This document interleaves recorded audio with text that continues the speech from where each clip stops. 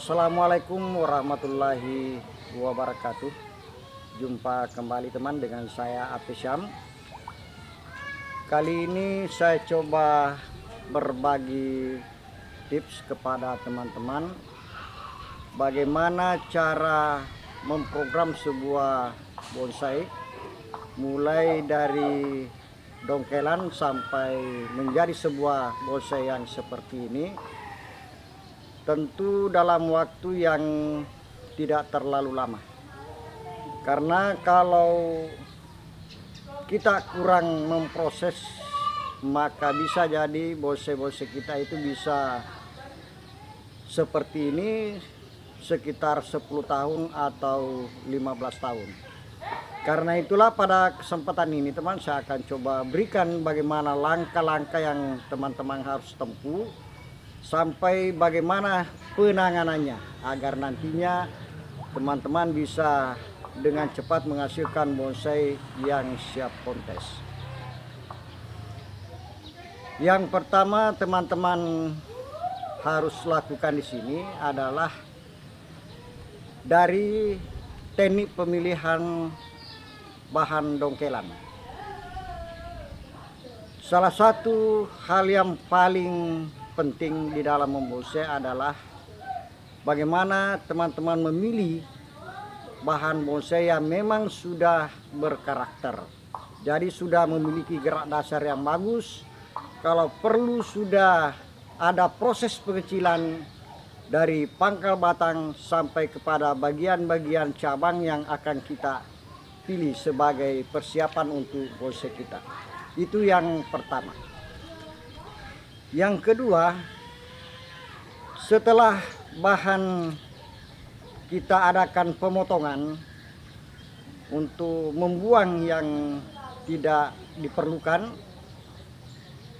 yang harus teman-teman lakukan adalah mencuci bersih bahan bonsai itu.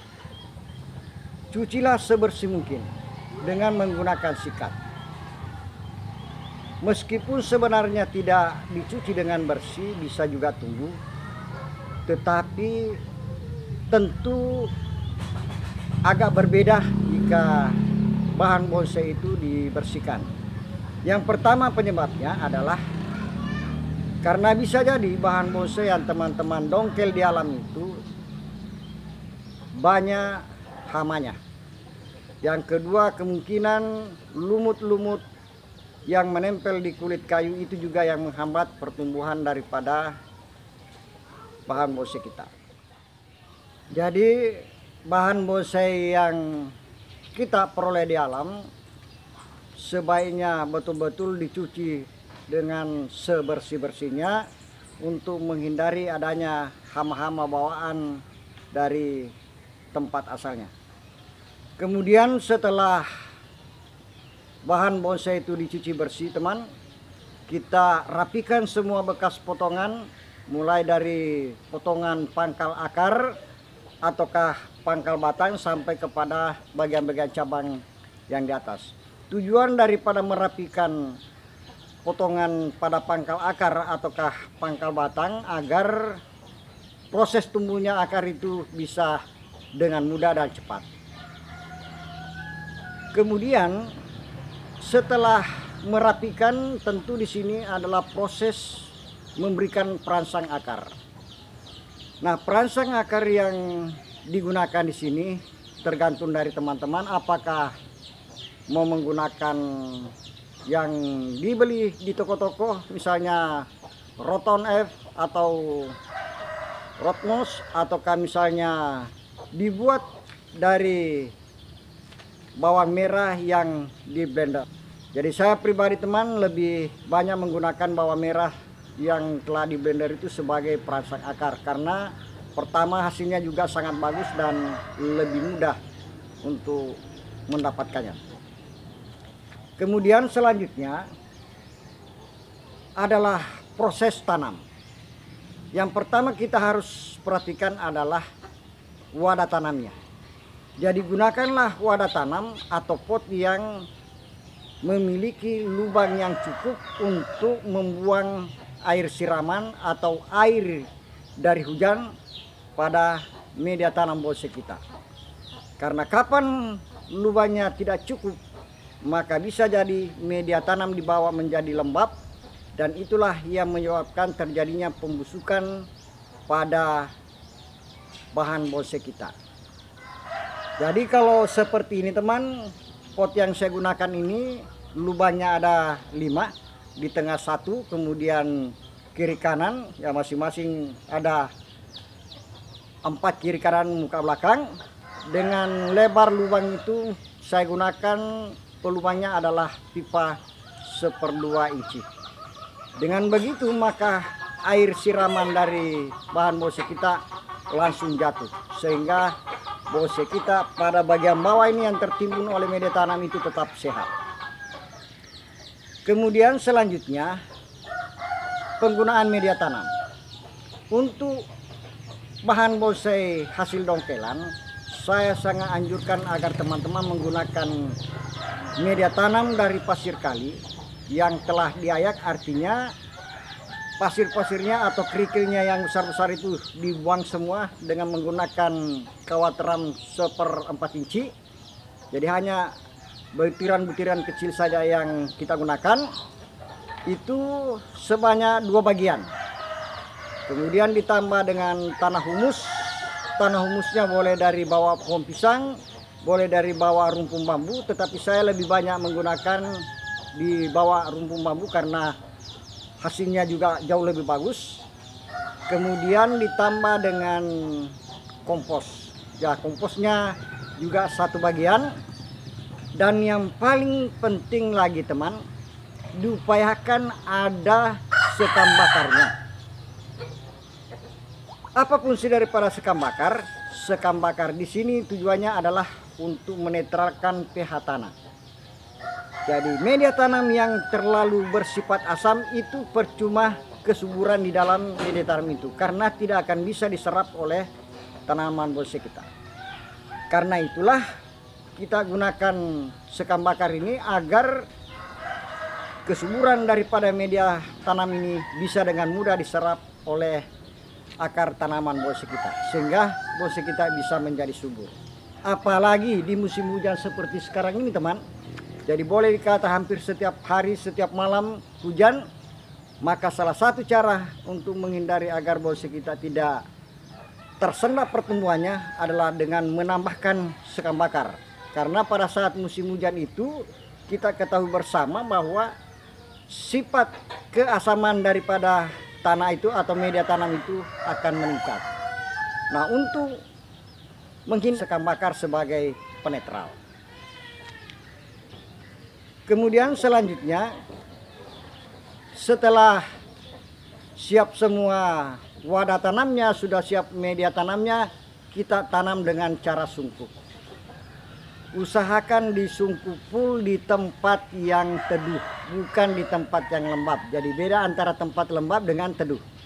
Teduh itu tetap cuacanya enak atau kondisinya enak di situ, dan hanya boleh terkena sinar pagi. Ya. Diupayakan terbebas dari sinar panas. Kemudian setelah bahan bolsek kita sudah tumbuh dan subur, silakan diperhatikan apakah akarnya sudah tumbuh atau belum. Nah, bagaimana untuk mengetahui akarnya sudah ada atau belum? Ya, mudah saja. Jadi tinggal kita perhatikan pertumbuhan tunas yang ada di ketiak daun. Kalau sudah ada tunas yang tumbuh di ketiak daun dari bahan bolsek yang kita tanam itu, maka berarti akar dari bakalan bolsek itu sudah ada di bawah. Nah, tinggal kita melihat lagi apakah tunas itu sudah sehat atau sudah mulai besar atau tidak. Jadi semakin besar tunas yang tumbuh di ketiak daun itu, maka semakin besarlah akar yang ada di bahan bolsek kita. Nah, kemudian pada saat setelah kita buka sungkup, diupayakan bahan bolsek kita itu tetap berada di tempat itu dan hanya boleh terkena sinar pagi mulai jam 7, 8, 9 selama kurang lebih 6 bulan. Ini tujuannya agar proses pertumbuhan dari bahan bolsek kita ini tetap berjalan lancar. Jangan sama sekali menyimpan bahan bonsai yang tidak terkena sinar pagi. Karena itu akan menghambat pertumbuhan dari bahan bonsai kita. Jadi teman-teman bisa adakan uji coba, ambil 2 bahan bonsai dengan kualitas yang sama, kesehatan bonsainya sama, media tanam yang sama. Satu ditempatkan di tempat yang terkena sinar pagi, dan yang satunya ditempatkan yang tidak terkena sinar pagi. Salah, pasti yang subur dan lebih cepat perkembangannya adalah yang terkena sinar pagi.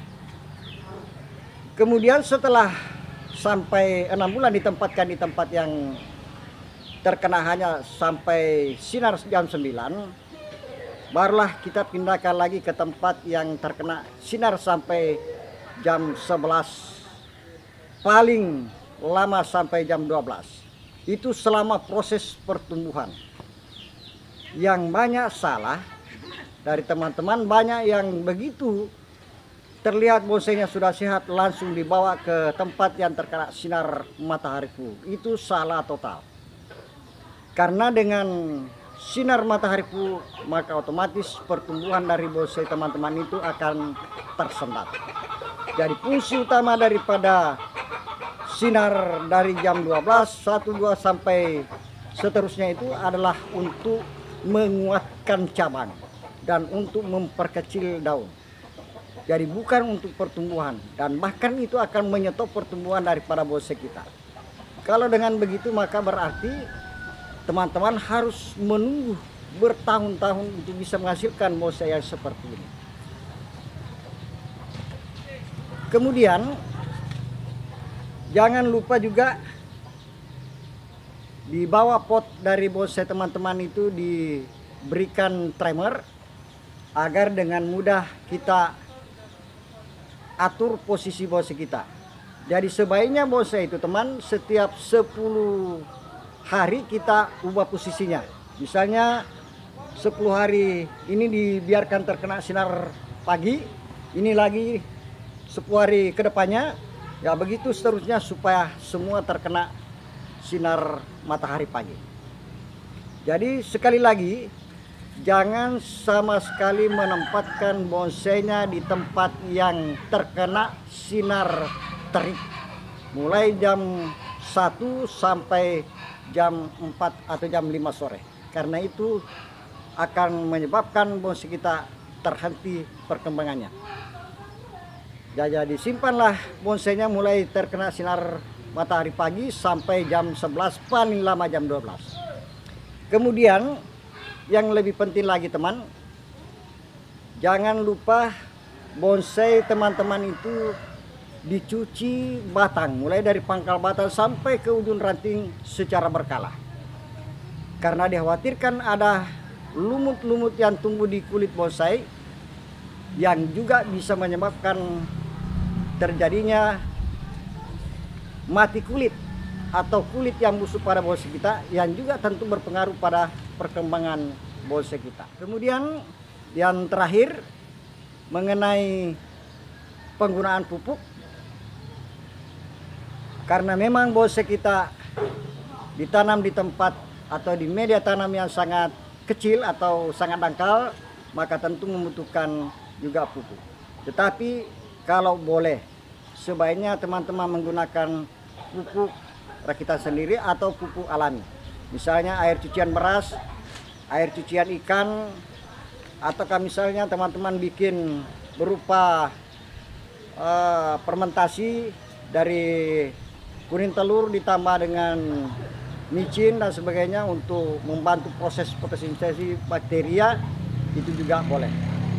Kenapa? Karena penggunaan pupuk kimia yang dari pabrikan atau yang dibeli di toko-toko itu bisa menyebabkan kerusakan pada bonsai kita, lebih-lebih ketika kita salah menggunakan dosis. Dan ketika kita berhenti menggunakan pupuk kimia itu, maka bonsai kita menjadi lebih tersendat lagi pertumbuhannya. Jadi begitu menggunakan pupuk kimia harus terus-terus, tetapi resikonya berat.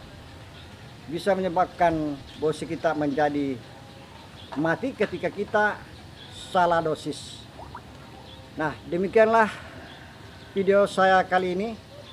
Semoga apa yang saya berikan pada hari ini bisa membantu teman-teman untuk bisa menghasilkan bonsai yang siap kontes dalam waktu yang tidak terlalu lama. Nah, terima kasih. Wassalamualaikum warahmatullahi wabarakatuh.